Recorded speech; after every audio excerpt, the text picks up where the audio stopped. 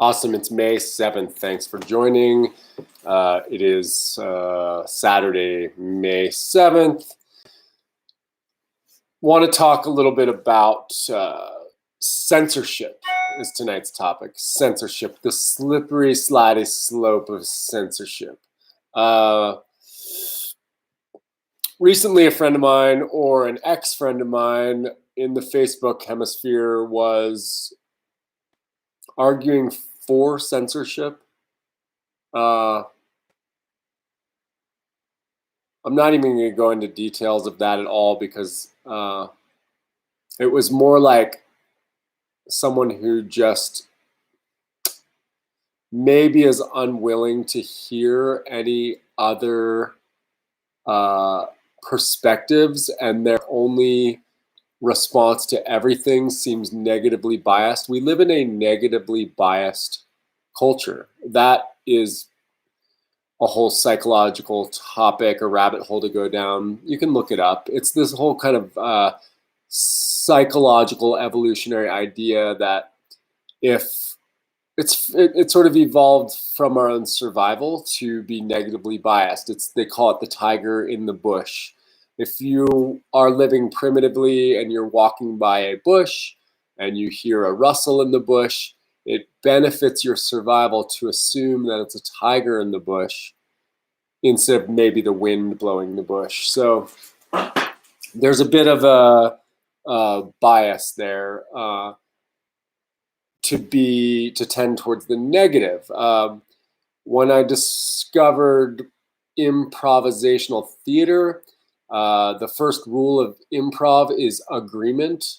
It's also known as yes and it's sort of an oasis where the negative does not exist, ironically. It's a place for positivity. And the reason for doing that is improv is about momentum. It's about flow. It's about building a scene. It's not about extinguishing and putting something out and ending it. It's about creativity instead of negativity, negation. It's about creation and not negation. And so Tina Fey once said when describing the first rule of improv, I don't remember her exact description, but her example was if me and you were on stage and we were about to enter an unscripted improvisational scene, no script, just live improvisational unscripted theater. If I hand you an imaginary apple, this is kind of Tina Fey's description. If I hand you an apple, you wouldn't say, no, that's not an apple, because at that point, just the scene is over. There's nothing to build on from there. You would say, yes, thank you. I love apples. The only problem is they remind me of, my spouse who died or something. And then the other person who gave you that, your spouse who died. Oh my gosh, I'm so sorry. I'm sorry for your loss. Oh, that's okay. I'm glad she's gone. My life's been a lot easier.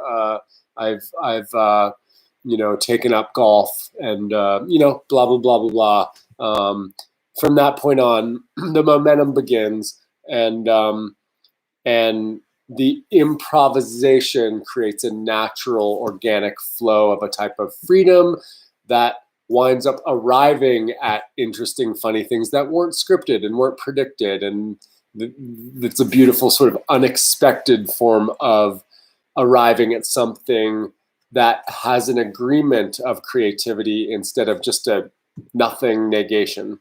So this topic today has to do with censorship. Years ago, I was in the back of someone's car. I was a young college student. They were actually driving me to my doctor because I had a severe and chronic foot problem with one of my feet from an old injury that just was inflamed and arthritic and swollen. And so I have something in my tooth. Pardon me while I grab a toothpick.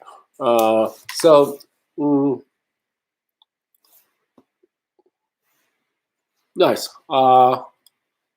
Okay, so censorship. When I was I went to college right after high school, then I took a break, and then I went back some years later, like when I was about 26. At that point, when I was about 26, I was in the back of some friends' cars. They were similar age, and the woman was from Bulgaria, and her husband was from Hungary. And uh, at the time, I was a sociology major in university, and I was a brand new student, and kind of at the beginning of that educational cycle. And the woman asked me if I was for censorship, and I said yes. Um, I was sort of answering from a perspective of like things like child pornography, and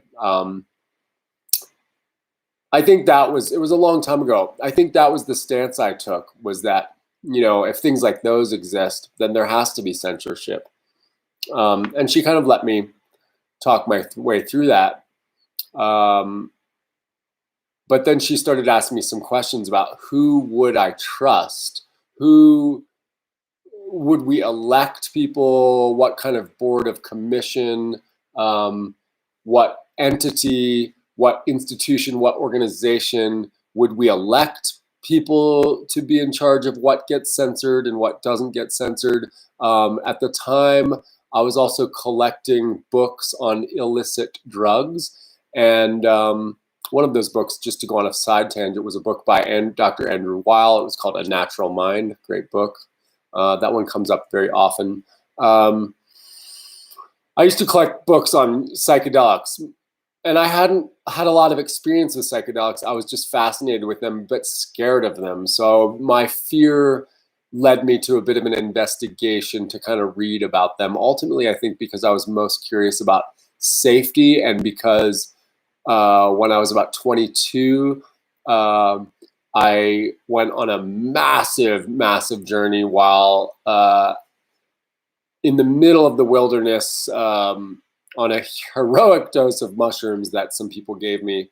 And that was massively life-changing, but I was young, and it was like a slingshot to a type of life change that I wasn't expecting. And I didn't have a lot of guidance, so it was a bit ungrounding, destabilizing, confusing, and beautiful, and sort of broke me out of an old rut and put me into a new, just a new place inside my perspective, and my, a lot of things changed. I was having a lot of chronic pain, and all that went away after that experience. So it was terrifying, and it opened up a huge door of questions, and sometime I'll get into that. It felt like a near-death experience. I had been hitchhiking in Alaska for about 5 weeks, and camping and exploring and adventuring, and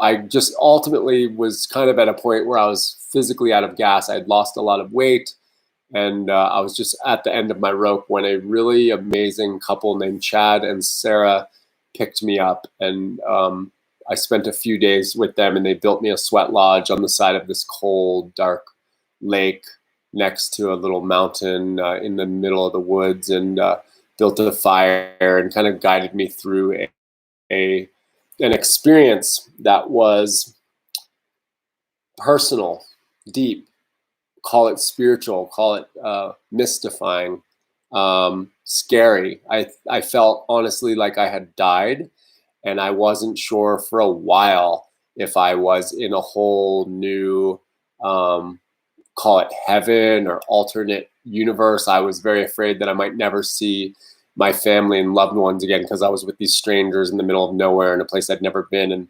And it took a long time to sort of like regroup and reground. But it was an experience that drastically changed my life, and I was never the same person. It was kind of a 1.0 version of me prior into like a 5.0 version of me after. Not better, not worse, just different.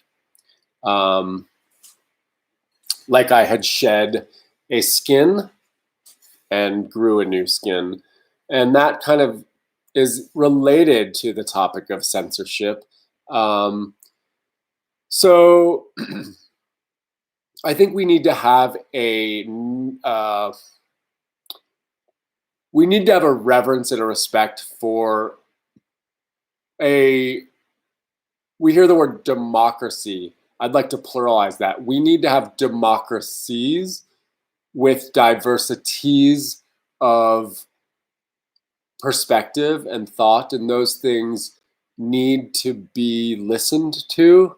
To give sort of an example of monoculture, if you look at a monocrop like the wine industry in much of the arable land, in the sort of arable land in Northern California, like along the Russian River, you just have like monocrop after monocrop of vineyards.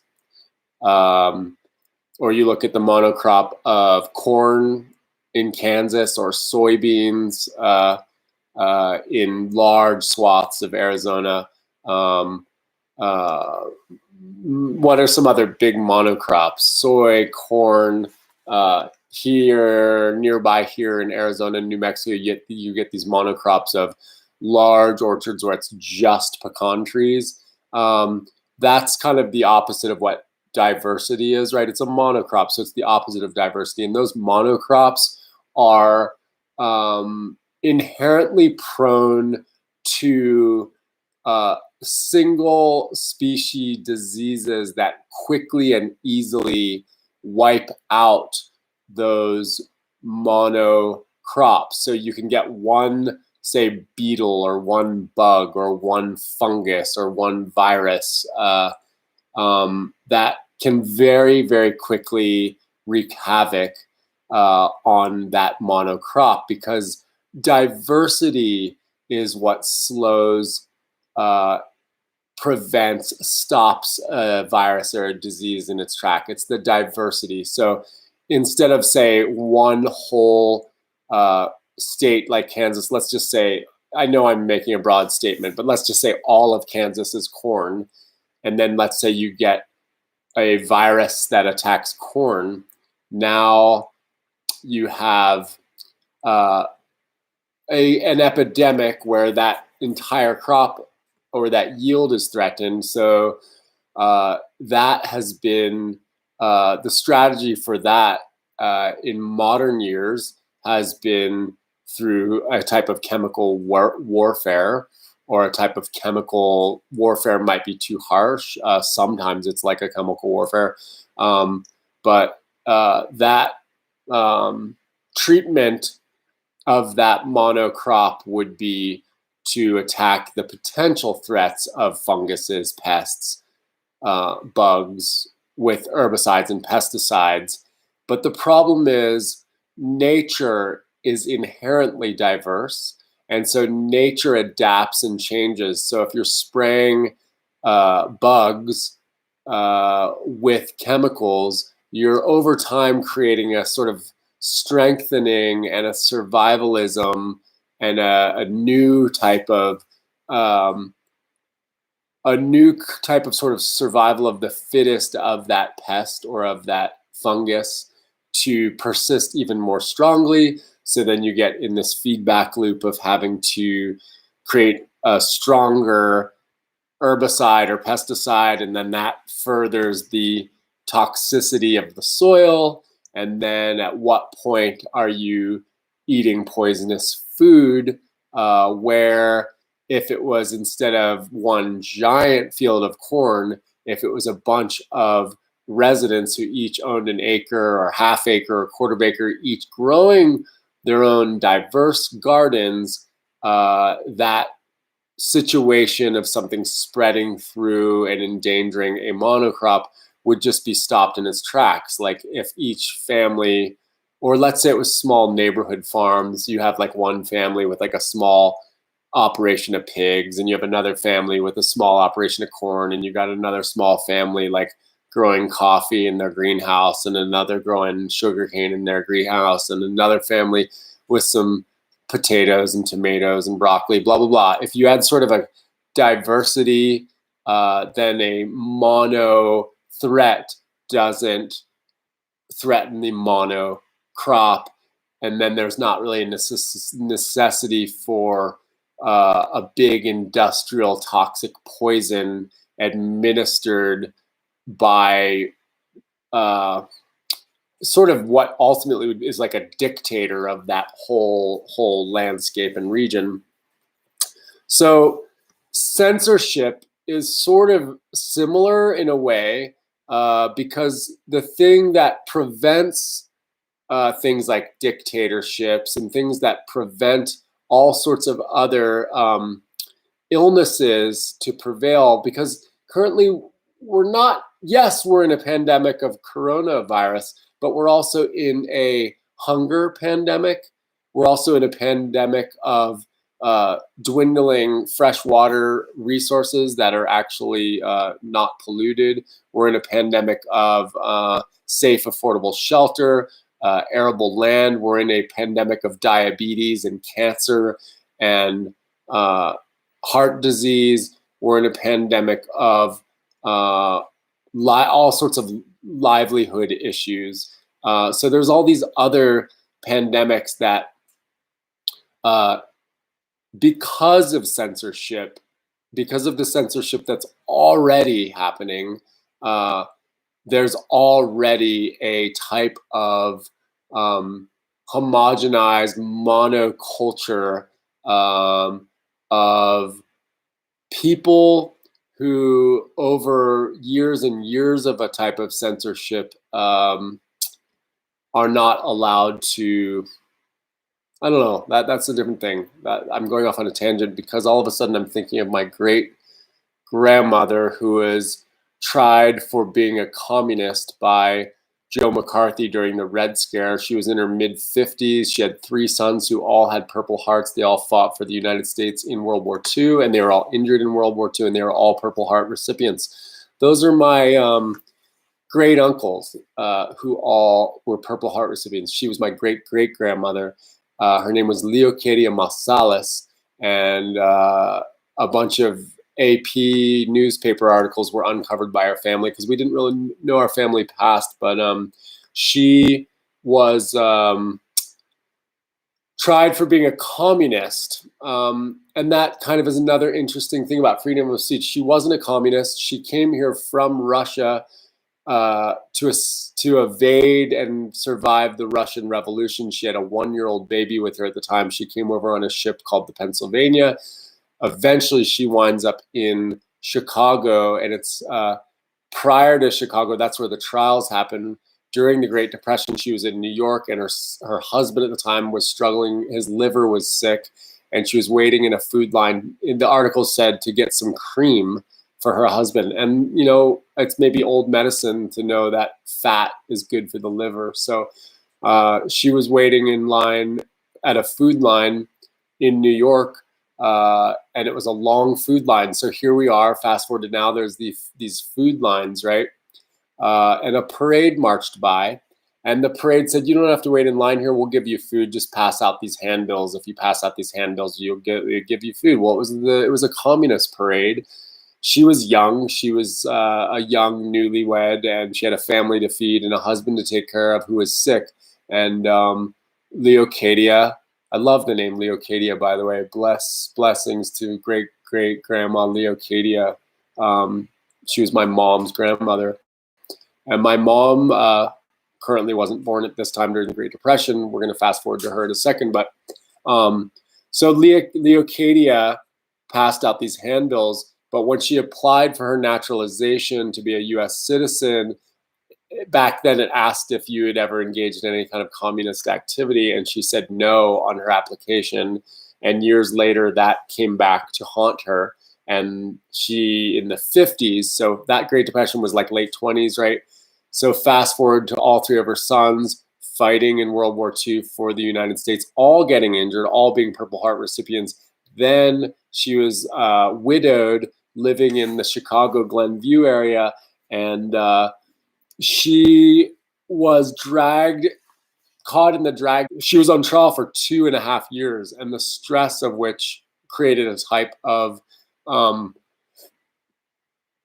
fracture throughout the lineage of my mom's family. It divided the family. Those trials lasted 2.5 years. It spiritually, emotionally, financially, created a type of fracturing that caused an instability to the family, and the family dissolved. And my mom was a little girl, and her sisters, she had three sisters, they all,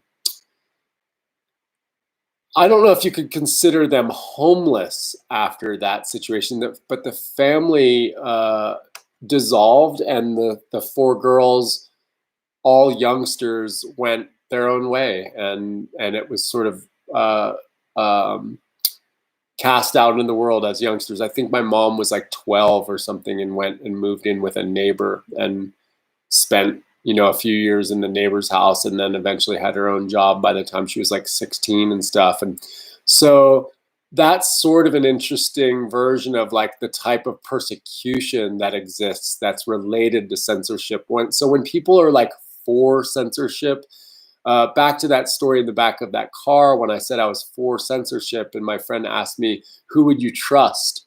What institution or what body would you elect them? Would your elected leaders hire them? Who would you trust? At that point, I just did a complete 180, and I was like, wow, I hadn't thought that one through at all. So I think it's quite concerning, the levels of censorship that we already have. I was a writer for the newspaper for a couple years, and when I was writing for the newspaper, I was always coming across issues of all sorts of censorship. One of the things I used to regularly write was a food column, where I would interview chefs and go to restaurants. But the editor and the ownership of the paper, I guess, told the editor that I was allowed to do those food chef interviews as long as I didn't say anything negative. And so here's an interesting example. One time I wrote an article about an Italian restaurant. The reality of the chef at the Italian restaurant was, when I walked into the back door of the kitchen, there were thousands of cockroaches, thousands, everywhere, cockroaches everywhere. The chef was probably like older gentleman, maybe let's say 60s. His shirt was off. He had a lot of body hair, and he was just sweating profusely. The kitchen was really hot. Kitchens are hot, but this was also in a humid town during summer. And he was just sweating profusely. And at the time, he was making pizza dough. And I just remember watching like gobs and gobs of his sweat go into that dough while he would smack cockroaches on the countertop with his hand. Now, at the time, I was recording my interview as an audio file so I could listen to his answers and write the article based on, so I could be accurate in quotes. I used to just roll audio. When I was listening to the audio later, you would just hear his palm smacking the counter over and over. What he was doing was killing cockroaches that were scurrying by, not washing his hands, continuing to work the pizza dough with sweat and cockroaches. Now, the newspaper told me I wasn't allowed to say anything, quote unquote, negative. And that was kind of my first eye-opening glimpse to how the supposed non-biased responsibility of a journalist is a fiction. Because later, when I learned that I didn't want to omit the truth, I was no longer a writer for that paper. I was ushered out the door in a very, very unlawful way. And unfortunately enough, through one of my articles of interviewing a principal at a high school who was in a land dispute battle, and they had an attorney who happened to be supposedly the most powerful attorney in all of Hawaii. I contacted him. He was very gracious and gave me about a 3-hour consultation and looked over all my documents and emails. And he said, you have a very strong case and you are in the right, and this media company is in the wrong. But do you really want to go against them? He advised me. He said, you're young, you have a life and a career ahead of you. And he says, once you engage with this company, it's going to be like having a multitude of battleships aiming weapons at you, and you're just one person. And he says they have the equivalent of weaponized battleships to aim at you, and you're just one person. So things like that article with the cockroaches and the pizza dough. What did my article wind up saying? This is before I consulted that attorney, and this was sort of the defining moment where I didn't want to lie anymore, and I started writing very, very different articles that were much more about land rights issues and being a voice for the voiceless. But my article for that Italian restaurant, I was placed in a catch-22. So I did say the truth. I just omitted the other truth. The truth was that Italian restaurant had some really cool brick floors. And so I just wrote a very short article about, like, the quaintness of the brick floors was pretty much the truth. It did have some cool brick floors. It had this sort of like indoor outdoor gardeny brick floor vibe with like these kind of cool very short simple menus written in chalk on the wall that just changed every day. And so I just talked about that kind of stuff. But my experience writing for the newspaper for a couple years, it showed me that things like murders weren't allowed to be covered. Police corruption was not allowed to be talked about. There was a whole interesting thing where a young couple was murdered, and even getting the police to investigate that murder took about 1.5 years of journalists being persistent in article after article, demanding support from the public to be part of the momentum and the movement to get the police to investigate a horrific murder of a young couple, that threw about 1.5 years of newspaper articles. And it wasn't me, it wasn't the journalists who were the ones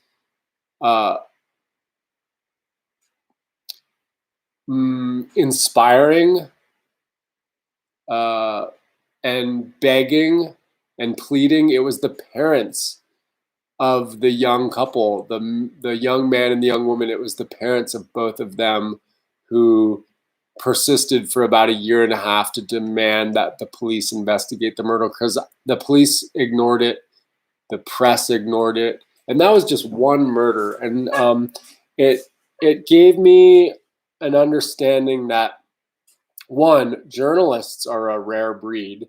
There's no real money in being a journalist, so you kind of have to have other jobs to be a journalist. And then if you're making money as a journalist, you're generally working for someone like the Washington Post, who is owned by Jeff Bezos. So then there's this whole conflict of complicity, and that, that saying, don't bite the hand that feeds you. That's real, right? You imagine all of the topics you could never touch if Jeff Bezos owned the media company that you're writing for. Like, you couldn't really be non-biased and cover anything in a non-biased way. I remember prior to the Gulf War II, the invasion of Iraq under George Bush Jr., and the invasion a couple years before that of Afghanistan, which we just extracted troops out of there. That was a 20-year war. Journalism was quite dead at that point. And most of the journalists, like through places like the New York Times, they were trumping for war. My cousin at the time was a writer for Time magazine, and her articles prior to those wars were always progressive, left, compassionate issues about Black and brown and poor people. And then when it was time to bomb Iraq and Afghanistan, she was all for bombing brown and Black and poor people in Iraq and Afghanistan. And I wrote her an email just like shocked and appalled that she was for war. Like, what is war good for? Really, what is war good for? Are there good wars? Wars usually coincide with things like internment camps and rape and poverty and refugee crises and radiated soil from uranium-laced weapons and all sorts of things, chemical warfare, biological warfare. There's really no such thing as a good war. And so the censorship allows a lot of issues to persist. The Tuskegee syphilis experiments lasted 40 years. 40 years.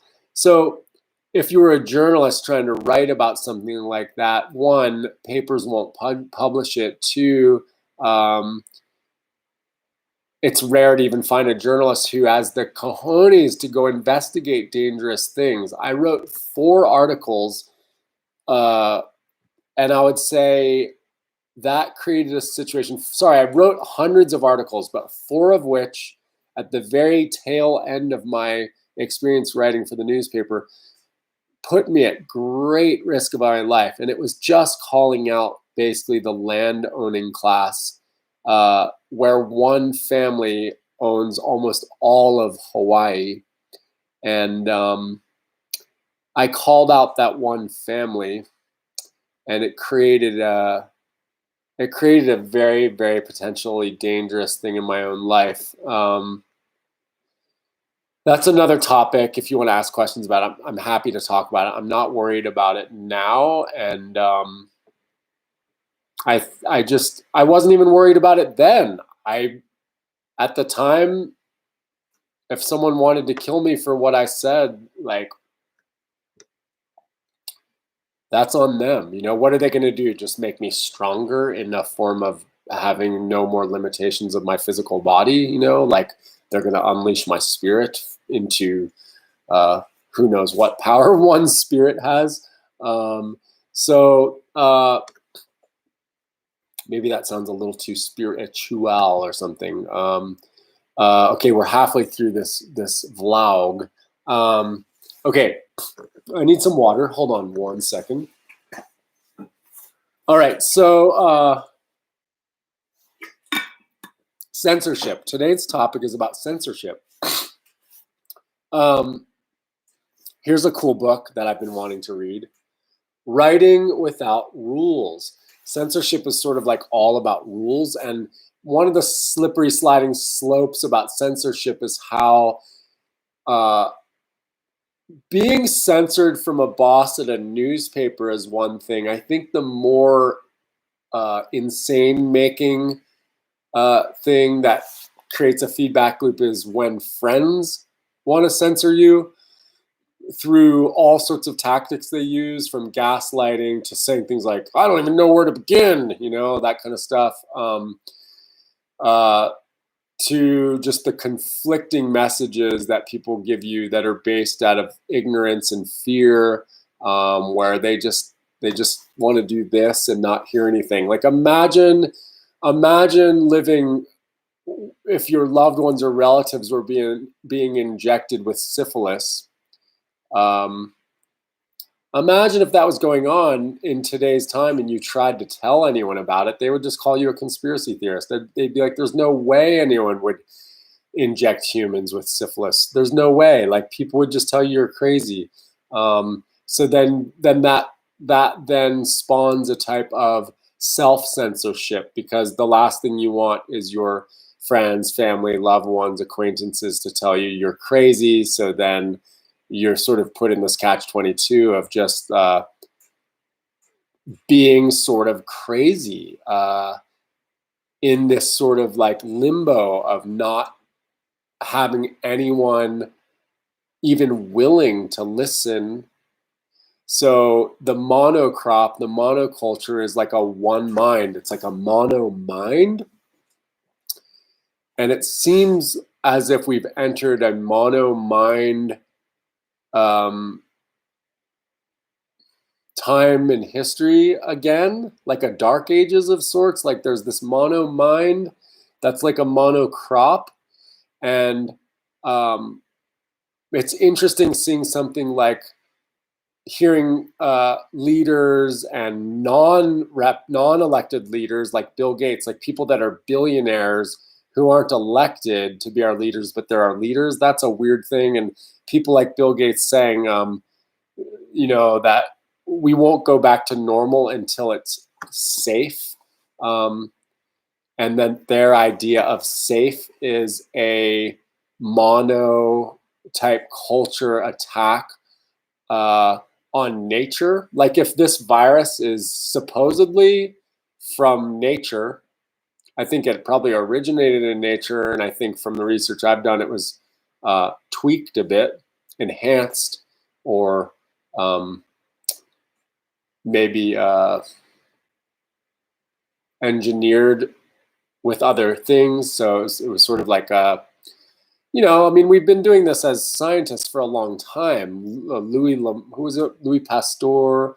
Um, we geoengineer food crops. Like, it's just arrogant and ignorant to think that we geoengineer all these other things, like genetically engineered foods and genetically engineered this and that. That to just not maybe even question, like if you said humans might have had a hand in tweaking this thing and then it either accidentally got released or purposely released or something, whether that's the case or not, at least consider it in the diversity, in the democratic diversity of possibilities instead of just now.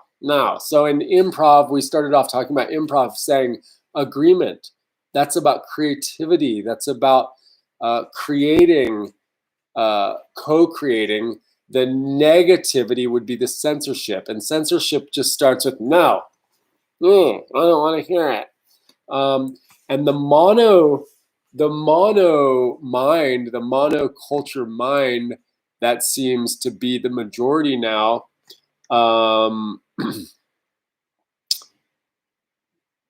It's quite nightmarish. It's quite nightmarish. I, as a kid, used to have this recurring dream. It was like a borderless room, and it's hard to say room because a room would mean walls, except the walls were all white, but they weren't walls. It was almost like this infinite white space.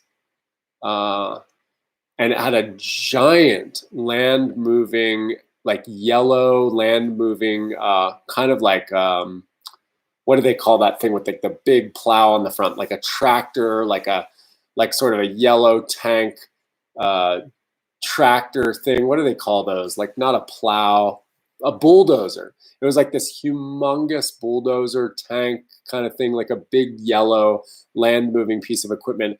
And it was moving so slowly and it was making no sound. And the white, like infinite walled, infinite borderless space was so silent that the silence of it was just nightmarish. And I used to have it as a dream when I was sleeping, but I would have it as a waking dream.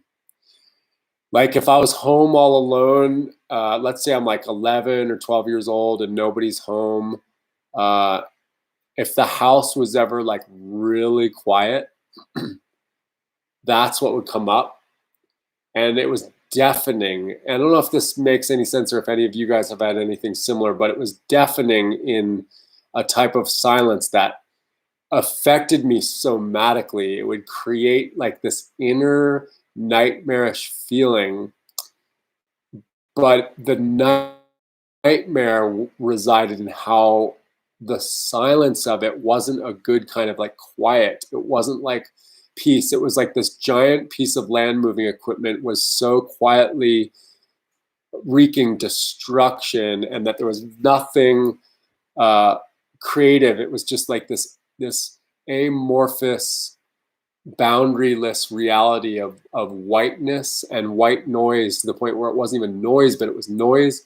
And I kind of feel like that's what a land of censorship and monomind is like. It's so quiet that it's nightmarish. And I'm finding, last night I did just a massive purge of like 3/4 of my Facebook friends. I have like 1 or 2 people or 3 people that comment on my Facebook anymore. I have like very few. I think most people have blocked me, unfriended me over the years for my commentary for my posts, for my opinions, for my thoughts. And it's starting to create like that silent feeling that there's something with that like isolated, lonely, land moving piece of equipment that's so big, but it's just so deathly quiet, yet it's moving and destroying the earth. There's something isolated and lonely in my own experience, where, especially in this virtual world, social networking reality, it's just like a desert of silence in something that's just very isolated. Thankfully, I don't feel lonely. I'm happy with myself. So I don't feel lonely. I am alone. There's a saying that says, believers are in groups, so they're not alone. Seekers are alone. So being a seeker is inherently an experience of being alone. So oftentimes being a seeker is a lonely experience. There's something about a mono culture that's sort of part of the monoculture is a culture with sort of a one-minded belief system. So the one-minded belief system right now is like a belief that when someone like Bill Gates says the only way we'll be safe is when a vaccine comes out, and it seems like the monoculture has bought that and believes that. And that's just very, very strange, because if if the virus, let's say, is from nature, how do you go to war against nature? Isn't that pretty inherently filled with hubris and arrogance and pretentiousness and imbecility? Isn't going to war against nature and discouraging diversity and discouraging democracies? So censorship is all about creating mono mind, and it's definitely something that allows dictators, and we definitely live in a situation now of dictatorship. When you have people as powerful as Bill Gates walking hand in hand and in stride at places where world leaders have summits. Elected world leaders meet to have summits at climate change summits and World Health Organization summits, things like that. Those are elected leaders who are having meetings. But when Bill Gates is one of them sitting there with them, no one elected him. Nobody's ever elected Bill Gates to be our leader. And so we do have a situation of a dictatorship that's like a corporate dictatorship that is quite concerning, because in order for that to succeed and thrive, it needs to have a mono mind, a mono crop to be in charge of. It doesn't work in a situation with diversities and democracies. So censorship is about eliminating democracies and diversities, while freedom is about creativity. Freedom is not the negativity, freedom is the creativity. So I just want to read a real quick thing on something I wrote. It might be filled with some errors. It's like a couple paragraphs long, and I'm going to try to do it as quick as we can. It has to do with censorship. In China, if you search the web there, this image will not come up. The image is the Tiananmen Square image of the lone protester standing in front of the line of tanks. Sometimes the image looks like it's a lone protester standing in front of one tank. It's a lot of tanks that a lone protester stood in front of him and was willing to just get run over. And when the tanks couldn't go around him, the lone protester moves to the side moves to the side. I don't know if you've seen the video. It's quite powerful. And the tanks were rolling in to murder an uprising in China. And the uprising wasn't just in Tiananmen Square, it was throughout China. And it started at universities. So it started with people who were budding with knowledge about what was happening in China at the time, which was sort of a another mono cultural attempt at crushing democracies and crushing diversity and creating a one mind that would be willing to take a knee and take almost no wages to be slaves on assembly lines and toxify air and rivers and all that. And the students, it's very complex why the students would rise up, because it's all these things about rising up against a system that's going to be poisoning the people's air and water. And this was at a time in history when sort of a free reign, open border type of capitalism was starting to happen in China, where the Chinese students were like, oh shit, like our land, our soil, our air, everything's about to be just destroyed and polluted to make a handful of people wealthy, and it's going to toxify all of us. And so the Chinese students, the ones who saw what was coming, began protesting, and the Chinese military squashed out this protest. It's been a while since I've looked at the numbers. I need to do that. It's been a long time, but thousands of people throughout China were murdered by the military to silence them. In the United States, our only historical reference was just a guy who stood in front of a tank. That's about as much as people in the US knew about it. If you live in China today and you search Tiananmen Square, the image of that guy standing in front of the tank will not appear on your web search. In the US, that image will appear, but the commonality in both places, China and the US, is while China has a censorship that bans, blocks, prohibits that image from even appearing,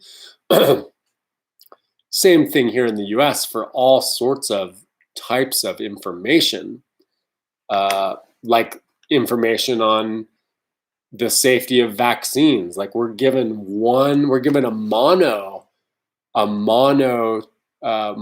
mind presentation from the dictatorship of the largest drug cartel that controls most of the governments in the world, the four pharmaceutical industries that control most of the governments in the world. It's no joke. That's where all the money is. The number one lobby group in the United States is Big Pharma. The second biggest contributor to the World Health Organization is Bill Gates. The US is the first contributor, then Bill Gates. Then Bill Gates contributes more than Japan, the UK, Russia, Germany, France, and Australia combined. Bill Gates is the number 2 contributor, and then all the other countries combined is the number 3 contributor. So it's US, then Bill Gates. Prior to Bill Gates and becoming our leader in that organization, it's another don't bite the hand that feeds you. Prior to Bill Gates entering and sort of now having his employees under this guise of philanthropy or whatever, they're basically now his employees. Prior to Bill Gates entering, the World Health Organization was on a mission of doing clean water projects, sanitary water and sewage, recognizing that health stems from the environment, from diversities of environments, but the commonality is clean water, clean air, healthy shelter, sanitation, sewage treatment plants, stuff like that. But there's no money in those things. The money is in mandatory vaccines. That's where the billions is. So when Bill Gates entered the WHO's mission went from projects that didn't generate money, like building a sewage treatment plant. That sewage treatment plant doesn't make money. You build it, you lose money. And costs money to keep it maintained and stuff. But the vaccines, if you can keep mandating, and if it's a global mandate, billions and billions of dollars. So this starts out in China. If you search the web there, this image will not come up. It's the Tiananmen Square image. And in the US, more and more truth, history, facts, stats will not show up. Except for in China, where the image is banned, in places like the US and Canada, where the image is iconic. Ironically, that Tiananmen Square image quickly became a distraction, a red herring, like a lure to hook people away from the actual historical reality of the bigger picture of what really happened. The numbers, the broadness, the stats, far bigger than Tiananmen Square, right? Far bigger than Tiananmen Square. It should be called Tiananmen Square. The broadness of the put down of the censorship of that uprising, there was a censorship on multiple levels. First, the military comes in and murders people, but then the images and the news stories of that murder were censored. And it's actually quite amazing that people don't know that history because it never got out. There was no media and no dissemination. The journalists, President Obama was very heavy-handed on prosecuting and personaling journalists, more than any other president in US history. If you're a journalist in a place like Mexico, Mexico has one of the highest rates of murdering journalists. It's very dangerous to be a journalist in Mexico. That's what sent ultimately Bradley Manning to solitary confinement in a federal prison. You know, they were locking Bradley Manning up naked 24/7 in a very cold air-conditioned room without blankets under 24 hours of light and 24 hours of monitored supervision so that Bradley wouldn't kill himself. But there was really nothing or no way to kill himself because he had no blankets and nothing, naked, while humans watched him naked. My question is, please comment on this one. Do you think Bradley Manning would have gotten out of jail as Bradley Manning? Do you think that Bradley Manning's only way out of federal solitary confinement prison for trying to tell the world that the United States was murdering journalists in Iraq and Afghanistan from Apache helicopters? They were murdering and shooting and mowing down journalists. That's what ultimately incarcerated Bradley Manning. Do you think Chelsea Manning would have gotten out of a military federal prison for trying to disseminate that information if he stayed Bradley? It seems that there's a desensitization of a rationalization that allows the prosecution and persecution of men on a mass scale. And the crazy thing is, people don't care. I had to unfriend a friend recently who just had zero understanding or empathy for an equalness of persecution of both genders. People who buy this narrative that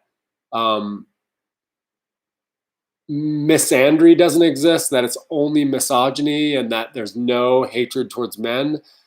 Start with the percentage of babies whose foreskin are cut off as males, and then fast forward to the percentage of males who dominate the prisons. And it's a very blame the victim scenario to just say that all of these incarcerated men deserve to be there. That's another mono mind type of belief system that needs to be called into question through a diversity of opinion, especially of the opinion of the people who are in those mass incarcerated situations. Do we hear their opinions? Do they get to vote on who leads us? That kind of stuff. So layers and layers and layers of censorship. So it's a slippery slope. If you're going to allow censorship, where do you stop its tentacles? And that's what my friend from Bulgaria was trying to get at with me. Like, once you elect or put in charge an institution that begins censoring, where does it stop? Who gets to decide what is censored and what's not? So let's get back to reading this. So that, ironically, that Tiananmen Square image quickly became a distraction, a red herring, like a lure to hook people away from the actual historical reality of the bigger picture of what really happened, the numbers, the broadness, the stats, far bigger than Tiananmen Square. Far bigger than Tiananmen Square. Thousands of people murdered, and then the censorship, worldwide censorship, where no one knew what was happening in China. And they still don't. So the aftermath of that censorship creates a type of ignorance that pervades and persists today.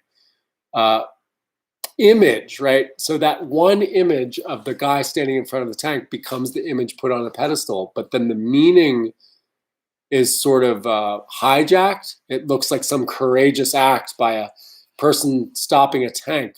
Yes, so it's truth. It's sort of like the brick floors at the Italian restaurant. It's truth, but it's omission of the bigger truth. It's the thing of like not being able to see the forest for the trees. So what is it when you focus on an image instead of the reality? So me focusing on the brick floors instead of the reality of the cockroaches and the sweat in the pizza crust, both were true, but one wasn't allowed to be said and one was silenced. Narcissism is when the image is put on the pedestal at the expense of the reality of truth. That's narcissism. While the strategy of censorship is different in different places, the commonality is the increase of censoring everywhere so that mass murder for big industry can be easier everywhere. Who's in charge of big industry? Big Bill Gates. That's kind of the biggest player in being the dictator of big industry.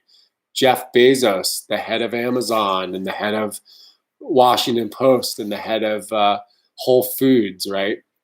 Those are our industrial tycoons. Those are our dictators. Industry has no borders. Bill Gates and Jeff Bezos are the perfect example. Amazon is a borderless entity. It can go anywhere. The company of Amazon. Bill Gates has a private jet. He's not an elected leader anywhere, but he's manifesting a type of destiny that's injecting little girls in India and little boys in Africa and everywhere between with his serum. A quick tangent. What would a psychologist in a 101 psychology, what would a brand new budding psychologist say if Bill Gates came to see him and found out that you had this man who wanted to penetrate every single person on earth with his liquid?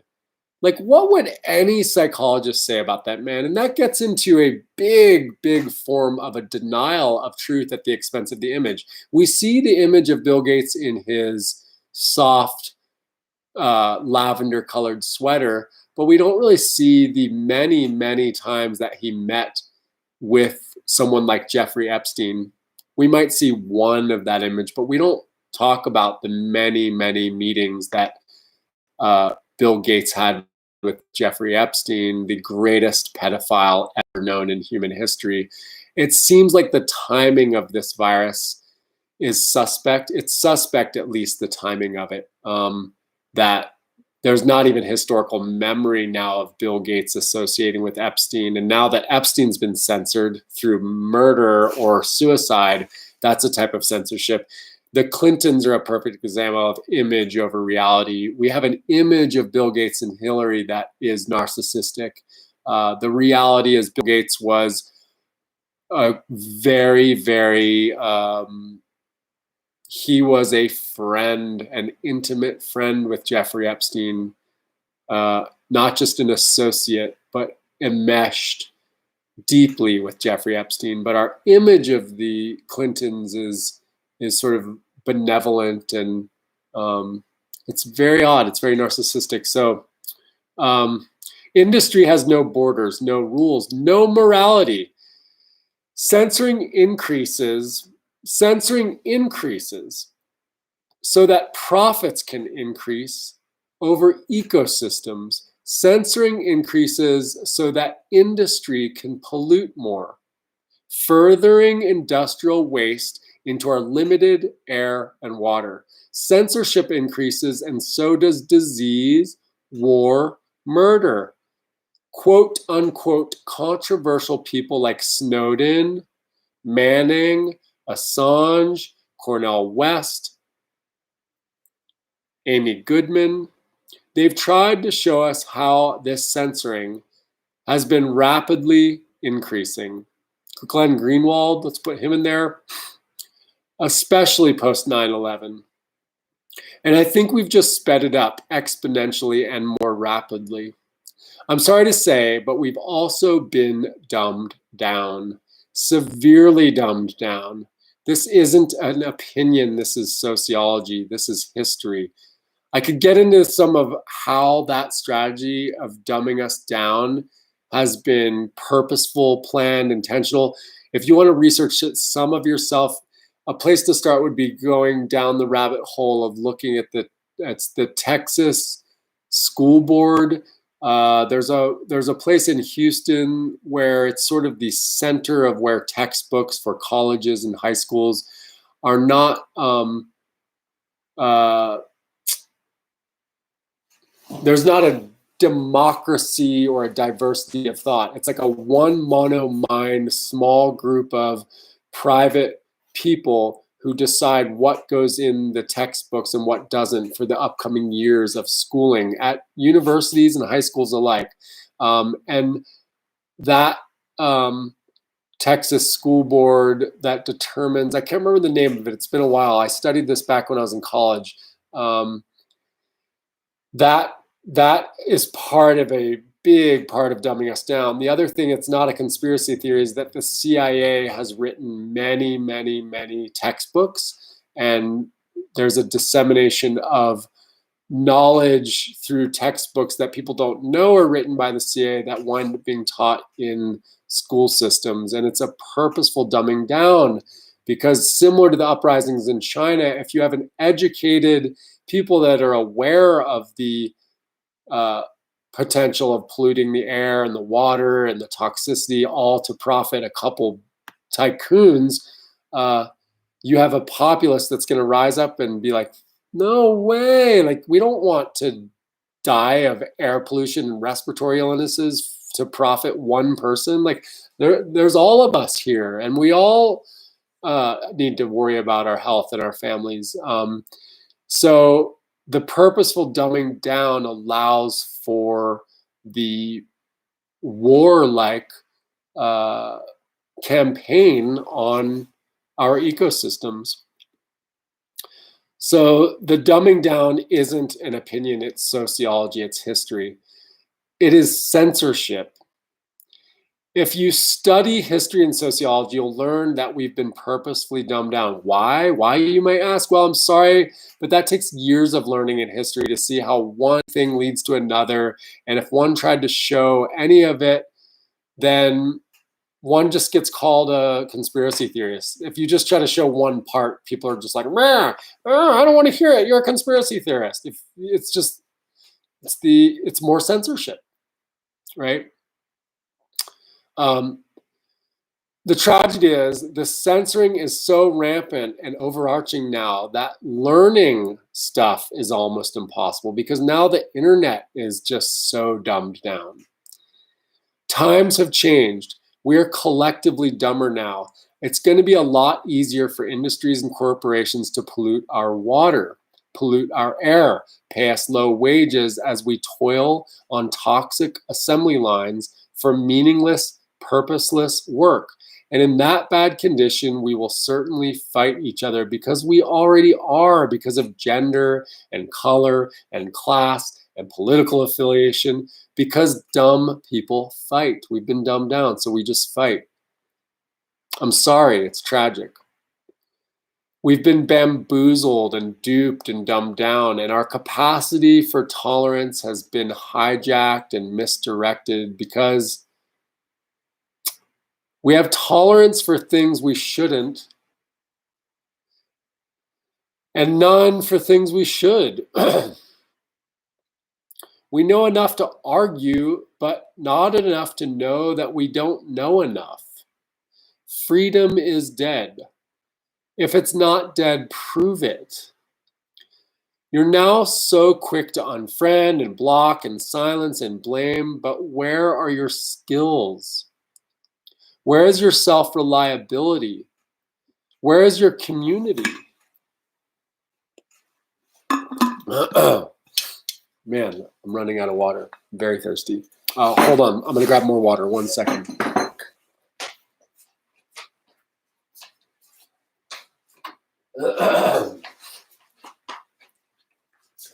All right. Thank you. Okay. I'm going to pour some water here. So thirsty.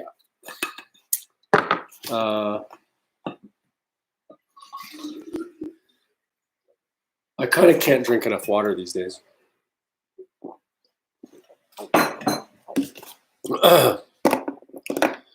Where is your self-reliability? Where is your community? Where is your clean river to swim in?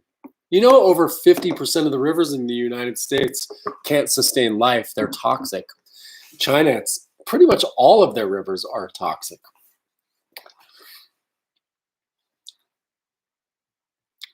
Where is the job you love and the affordable, safe home? Things are going to get worse. They keep saying we'll not be going back to, quote, normal. And surely the dumbing down and fear-mongering will escalate. The world's biggest drug cartel is the ruling class and their strong arm of military and police, governors and senators, professors, doctors, nurses are the bourgeoisie.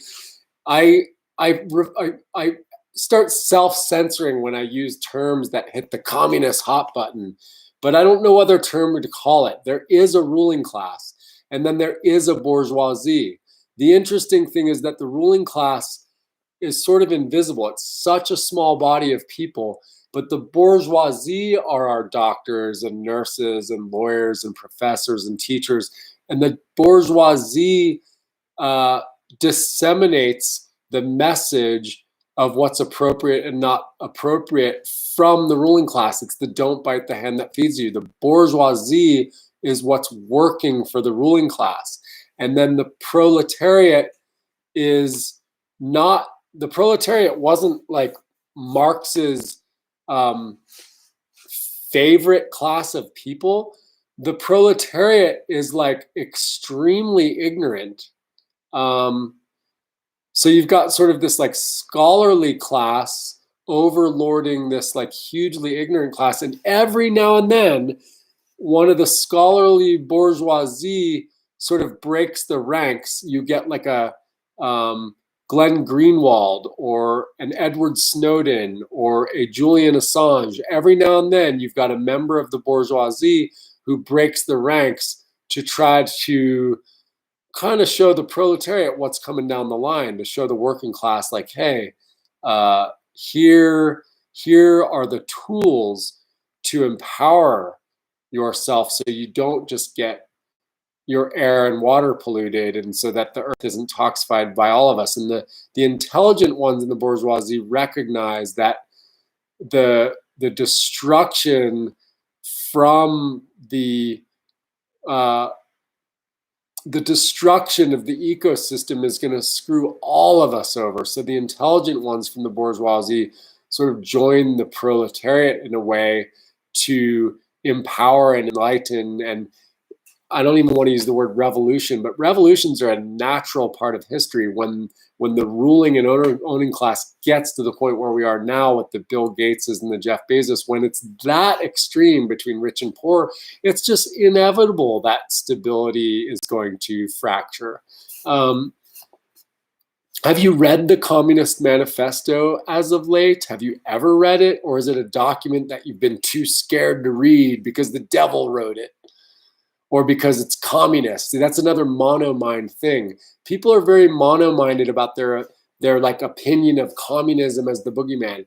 The murders and atrocities that have been happening in places like the Soviet Union or Vietnam or China or Cambodia, uh, labeling that communism is another mono-mind kind of label perpetuated by the ruling class. It's not, those aren't communism. Communism is just by definition a society without private property. Most people in the United States don't have private property. So what are we? What is this? Have you ever read the Communist Manifesto? Is it a document that you've been too scared to read because the devil wrote it or because it's, quote, communist? Is Marx's name still synonymous with the devil? I know for me, when I was young in college, I was scared of the name Marx. I'd suggest reading it. It's only about 45 pages. I'd start there. I'd recommend getting ready for what's coming. Oddly, the book isn't about communism. It's about the ruling class and about the bourgeois and about how revolutions happen over and over in history. Revolution is what happens. They are inevitable when the gap between rich and poor becomes like it is now. All revolutions have a similar process. That's what the Communist Manifesto was about. It was about just like a group of people. It wasn't written by Karl Marx. It was a meeting that happened of a group of people trying to look at this pattern of revolutions that just happen over and over and over. And that's part of the wool that's been pulled over us, is the infighting, the grand scheme of the two-party system. And this is historically documented. When the founding fathers created our democracy, they created a system to try to prevent revolution forever by creating a type of infighting through a form of a republic, through something that where like the Republicans and Democrats at the time, it was the Whigs and the fuck-offs or whatever, like the system they created was something that would distract two sides to just butt together like rams while the ruling class just could do their thing. Because prior to that, man, the people started lighting rich ass people's houses on fire and stuff because the famine got so great and people were like, fuck those rich guys. Let's burn their houses down. And those guys were like, oh shit, we better create a system to prevent revolution forever. And it's been lasting since the late 1700s. We'll see. We'll see if it can last. Personally, I don't know. A revolution would be pretty scary. It seems inevitable. It just seems like it's inevitable. And revolutions don't usually benefit you or I. It's usually the cartel, the big mafioso, the big drug company. It's the same powers that just kind of reorganize who's at the top, and everyone at the bottom is still at the bottom. It's just the same junta sort of like rearranging their deck chairs on the fucking yacht they're on. So I'd suggest reading the Communist Manifesto. It's only about 45 pages. I'd start there. I'd recommend getting ready for what's coming. Oddly, the book isn't about communism. It's about the ruling class and about the bourgeois and about how revolutions happen over and over in history. Revolution is what happens. They are inevitable when the gap between rich and poor becomes like it is now. Humans are by very nature revolutionary. It's almost an act of revolution that our hearts are even defying gravity by pumping blood from our feet up to our brain. It's like a defiance of gravity in itself. We're part of nature. Nature is about creativity. It's about diversity. It's about a spectrum. It's a revolution. It's a constant evolution, a revolution, an evolution, a momentum. It's not about a mono-mind. All revolutions have a similar process. It's happening. It's already happening. And we've been dumbed down so that the perpetrators of what's happening, of what's coming, can have an easy time taking what they want. Study perestroika in the Soviet Union. When the Soviet Union collapsed, perestroika was just like it was just sort of a restructuring of a kind of a power grab where just the mafioso cartel, the mafia-ish cartel just did its power grab, and it sucked for a lot of people for a long time. Same with Venezuela, etc. So we've all been dumbed down so that the perpetrators of what is happening can have an easy time taking what they want. The cartel is making a huge power grab. I mean, they're making it. The biggest drug company is running the show right now. It's a power grab. They're restructuring truth. And the factual truth is, you'd be a total dumbass right now to think everything's going to, quote, go back to normal. That's optimistic. That's great. I hope it does. And maybe it will. I hope I'm wrong. I hope it goes back to normal. But we'd be dumbasses to think so. If you're not preparing for things to get worse, you're gonna be caught with your pants down. That's just my belief. I hope I'm wrong. I didn't write this to scare you. I write this because of the opposite. Because I love you. Because if you're one of the few friends who hasn't blocked me or unfriended me or called me names like conspiracy theorist or misogynist or white privilege, then, well, you're here reading my thoughts. Maybe I'm wrong. Maybe you haven't been dumbed down. Maybe you work for Big Pharma. Maybe you're a lobbyist. Maybe you got lots of gel in your hair and you're greasing the palms of lots of politicians. You're a real lobbyist and you drive a really sweet car and go out on some freaking awesome Tinder dates like 8 days a week.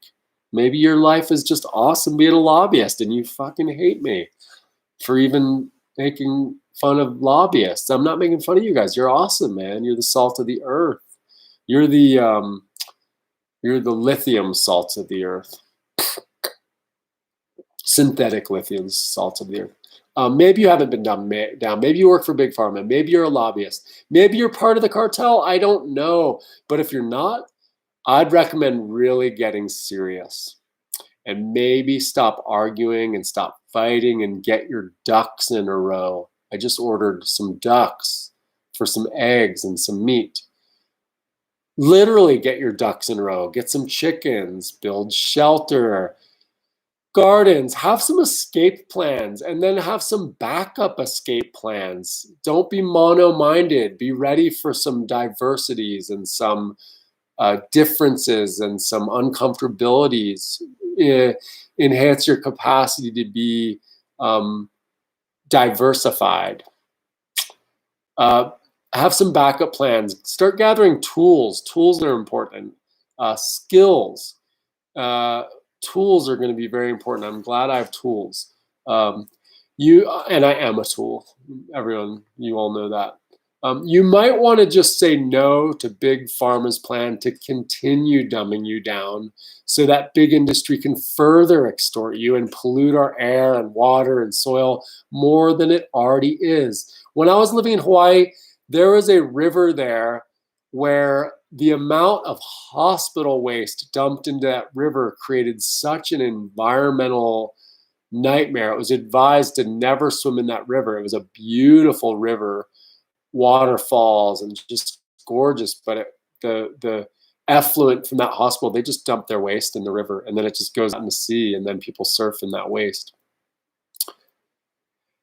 Hospitals industry. So like there's this weird pedestalizing of like putting hospitals on a pedestal and administrators of hospitals on pedestals and doctors and nurses and stuff. But hospitals, dirty industry. It's a dirty industry. The amount of gloves and syringes and chemicals to clean all the stuff and the bedding and the crap food they serve and the pee, the urine filled with pharmaceuticals going into the untreated sewage and the staph infections and that just big hazardous thing in something called healthcare. It's just so weird. It's another mono mind of what health care is, treating cancer and diabetes and all these things that are caused by the pharmaceutical industries themselves and by the big industrial monoculture food systems of nutritionless crap industrial food causing diseases. And these like Venn diagrams of, there's 4 big powerhouse industrial food companies. Purdue is one of them. An example of Purdue, real quick on a side tangent of the censorship. People don't talk about Purdue. Purdue's that big chicken manufacturer. They bought like all of the farmland around the Chesapeake Bay. The Chesapeake Bay is one of the largest deltas on Earth. It might be like the 2nd largest delta on Earth. It's the biggest one in the US. Look up the Chesapeake Bay, man. Well, the Chesapeake Bay historically was a breadbasket of so much food that there was a type of abundance there that was just mind-boggling. You could go put in a crab pot or crab net and just eat an abundance of crabs anytime you wanted. And that went on for thousands and thousands and thousands of years, from way back to ancient cultures of Native Americans till about the 1970s, 80s, all the way up into about the 1990s. Now, the Chesapeake Bay is a dead zone because of the effluent from the Purdue chicken farms. It created an environment that killed all of the life inside the Chesapeake Bay so that KFC can have chicken. And to write about it or talk about it, the levels of censorship to do that are impossible to present that.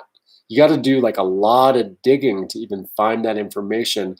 I was talking to a PhD professor who teaches about the chicken industry. She's an anthropologist, but her specialty is teaching about the chicken industry's effect on humans through just industrial waste and things like that. And she had never heard of that. And yet this is the world's 2nd largest or largest delta, and she'd never heard of it. And she was a PhD professor.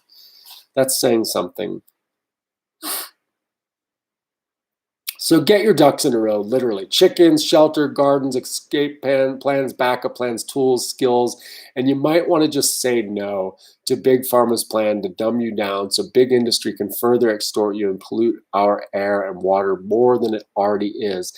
Our air will very soon be dirtier than China's if this great wall of censoring and dumbing us down continues.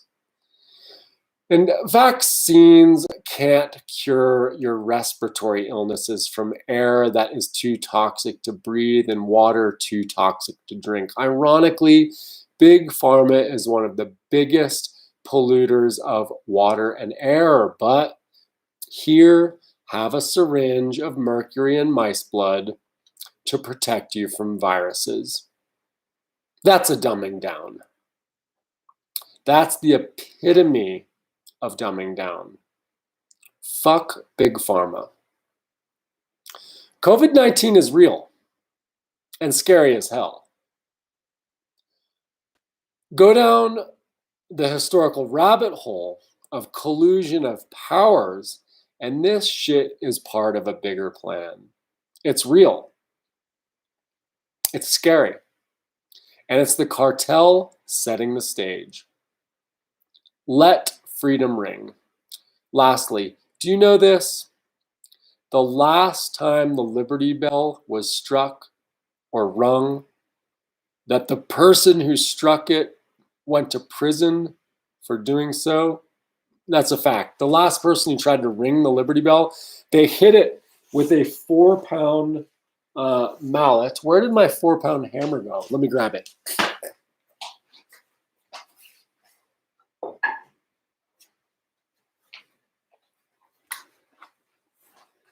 It's been a while since I studied or read about that in the newspaper. I think it was a 4-pound hammer, which is this size. It might have been a 2-pound hammer, but I think it was a 4-pound hammer. The Liberty Bell is protected 24/7 by armed federal guards, which is hilarious that it's the Liberty Bell. It has a giant crack in it. When it was first forged, it was cracked the second it was forged. So the crack was in there already from its get-go. And then they repaired the crack. And then they sent it to the US, I think from France. And when it arrived in the US, it was cracked again. I think they sent it back. They did this dance for a little while trying to repair that crack. It's really thick ass bell of bronze. So it's cracked, it cracked multiple times. And then during the Revolutionary War, it was sort of like, during the War of 1812, the bell, the fear was that it was going to be melted down by the British and turned into cannonballs. So the colonies or the US government or some people put it inside a wagon under some straw and some manure and stuff, and they tried to hide it. They did a whole hilarious escape and heist. It's rather adventurous. Prior to that or after that, I have to research the history. The bell went on tour. I think it was more like around the Civil War, like Abe Lincoln's era. The bell went on tour via train. Yeah, it would have been like later. And it fell from like a rack on the train, and it hit the ground and it broke again. The Liberty Bell has been cracked and damaged so many times. So this young sort of hippie went in with a 4-pound mallet and he struck it. And this was around the time of the Iraq War. And he said something like, "Let freedom ring." And he was wrestled down by armed guards, and he was tried in federal court. And he was accused of damaging the bell, which is just so funny. I've seen that bell many times. I grew up in the Philadelphia area, and that thing is so dented and dinged up and damaged and cracked. I mean, our Liberty Bell is cracked. And oddly, a massively wealthy family back in the day wanted to take me to court. That's a whole other hilarious story. I contacted my brother's friend's dad, who was a powerful attorney in Philadelphia. He was like, "Who's taking your court?" I said their last name. He's like, "You're going to lose. They're like one of the wealthiest families in the world." That same attorney that counseled me and told me I was going to lose in court, he wound up representing that hippie kid. And I think that hippie spent like 2 or 4 or 5 years in federal prison for hitting the Liberty Bell with a hammer. And there's no evidence of an actual dent that he would have put in it. If it's already covered in dents. So to figure out which one of those dents would have been from this. And I don't know if you've ever done bronze work. I'm a bronze sculptor. Bronze is almost indestructible. It's such a hard metal that if I go out and hit one of my sculptures with this, it's barely going to put a mark in it. So censorship, in the comments, tell me if you're for censorship. Me and my mom were talking about this the other day. It's a diverse topic, and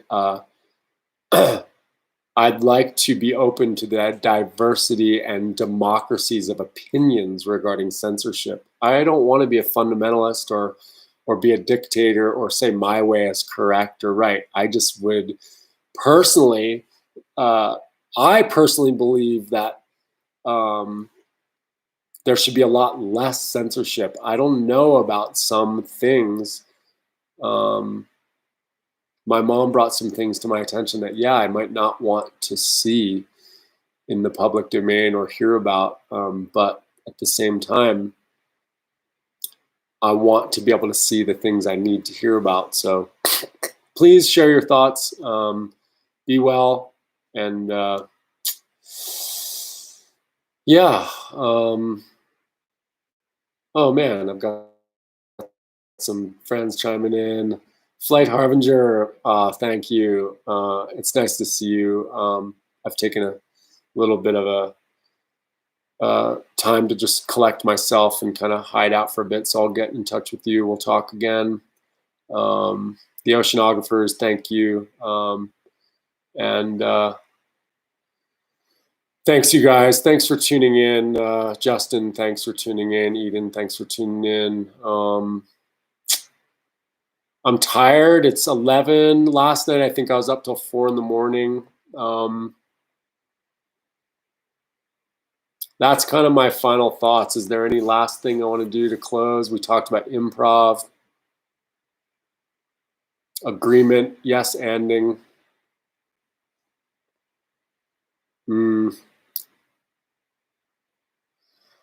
Yeah, I think that's it. If you have any questions, comments, concerns, critiques, anything to share with me, please do so. Stay well, speak up, share your diverse opinions, your thoughts. Okay, bye, you guys.